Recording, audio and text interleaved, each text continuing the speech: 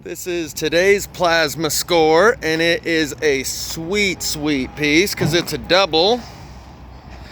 And I'm going to pause it here in just a second and strip the bark. I usually like to strip the bark before I put it in the truck just to get rid of the bugs and stuff. But because this one was like awkward getting it from the middle of the freeway, the other thing I learned, this was a gone in 60 seconds piece. From here, it had 10 feet of branches that split in two, and when I cut it, that whole top of the tree leaned this way and peeled this off. So I need to cut a ring around the edge before I cut through the middle. That way the fibers that break toward the end are from the middle, not the edge, because that could have kind of messed up my whole piece. But as it is, it's a way cool piece because it's a double. It's hollow all the way through, and it then becomes solid again, much like the piece I have at home that's solid on both ends but burnt out in the middle. The other thing about this is you can see the entry point. So instead of the whole base being hollowed out like most of them are, this one has a much smaller entry point, which makes it makes the person think of a lightning bolt going through rather than the whole thing getting hollowed out. That's where the entry was, and then it sizzles up through. So I'm gonna go ahead and strip this real quick. So this literally took 3 minutes. There's the bark. If you can't tell, I'm trying to persuade some of you to get in on the act and show you how easy this is.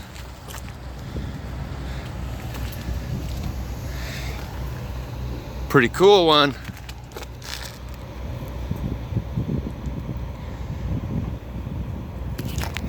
Let's lean it so you can see the ground down through the bottom. And I'm thinking one of these a week is very doable. Still got a little high spot on the bottom, so I gotta level it out.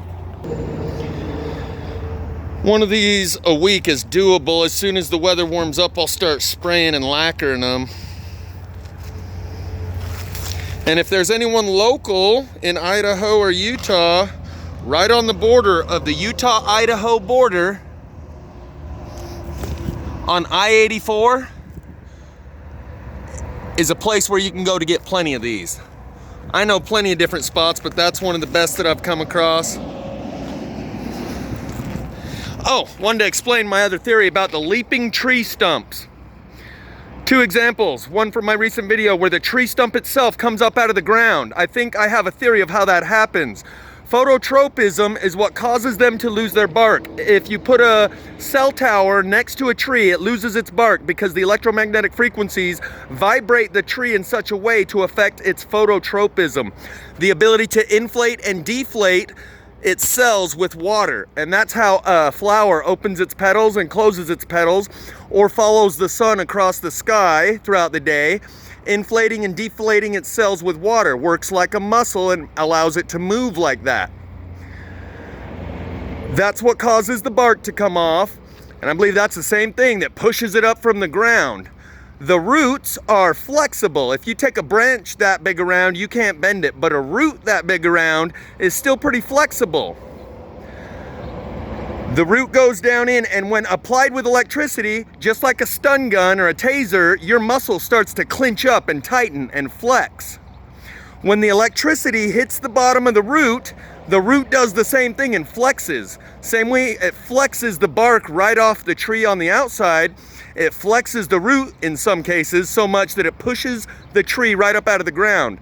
In one of the instances, I'll include both in the description, you can see a tunnel right under the tree stump.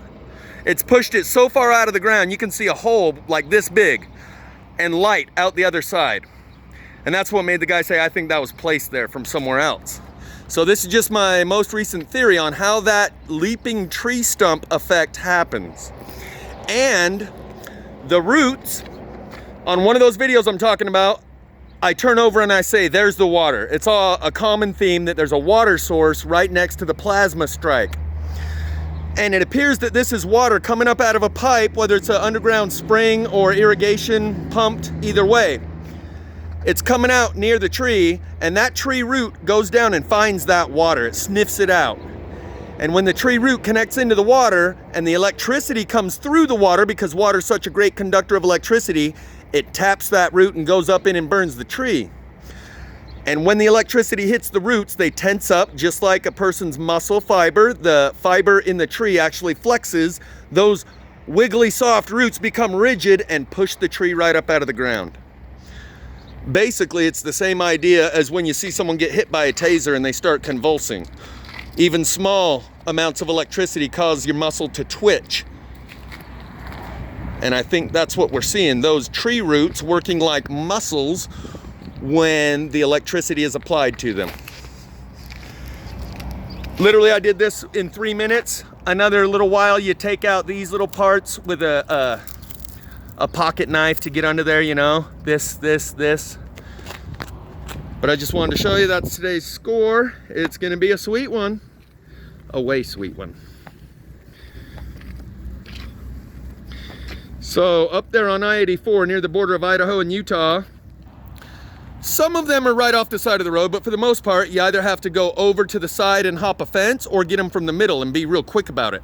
But I'm pretty sure if the rancher or the police officer rolls up on you and asks what you're doing, if they wanted to, they could trump up a lot of charges.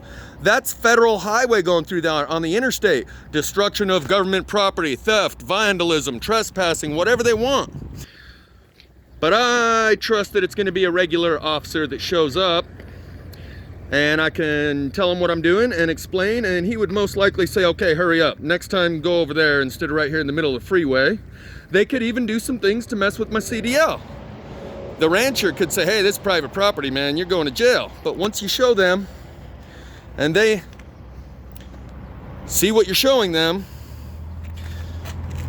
for me, I know there's a higher law that I am in service of. But for those who don't, you can trust that the person that shows up and sees you doing what you're doing is gonna see what you're doing. And if it's a cop, they're probably gonna say, all right, I'm gonna go do a lap down to the next freeway exit and come back, and you better be gone by the time I get back here, and give me your YouTube channel. I wanna know more about this. Or, yeah, I've been seeing this all over too, and I don't know what to make of it either. Me and the other officers discuss it in private and quietly, but it's a taboo subject and no one's supposed to talk about it, and we know that. Just like the fire department, when I went up and showed them and told them, and they said, this is a crime scene, this fire is under investigation, and this is restricted area, and you're not supposed to be here. I educated those firefighters that were the hot shots. I'll include that link in the description too. But when they say this is under investigation, that's why they can't say anything about it either. Otherwise, they're interfering with the investigation. So anyone that brings this up, that's what they're told. Officer so-and-so, firefighter so-and-so. I know you have a lot of questions, but right now we can't answer them, and you can't talk to anyone else about what you have noticed because this is under investigation, and any discussion with people about this will interfere with our investigation, and therefore, if you talk about this, you're committing the crime. See what I'm saying? So I'm sure a lot of the police officers know about this, to the extent which you can know about this. And that's it for today. Doo-doo-doo-doo!